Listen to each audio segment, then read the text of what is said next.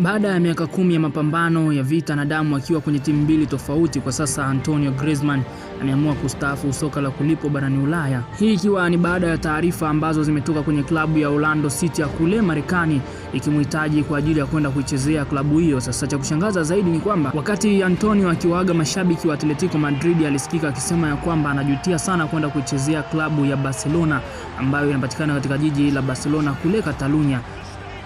Sasa ni kwa nini anajilaumu kwenda kuichezea klabu ya Barcelona? Sababu ni moja tu, wakati ambapo alikwenda kuichezea klabu ya Barcelona, huo mwaka ndio mwaka ambao Atletico Madrid walibeba ubingwa wa ligi ya Hispania wakiwa na mchezaji Luis Suarez. Sasa licha ya kwamba Griezmann alikuwa kwenye kiwango kikubwa akiwa na miamba hiyo ya Uhispania, anaweka rekodi ya kutokubeba kombe lolote la ligi pamoja na kombe la ligi ya mabingwa barani Ulaya akiwa na jezi hizo za Atletico Madrid kwa kipindi cha miaka tofauti. Mimi ni Asante Mwanga.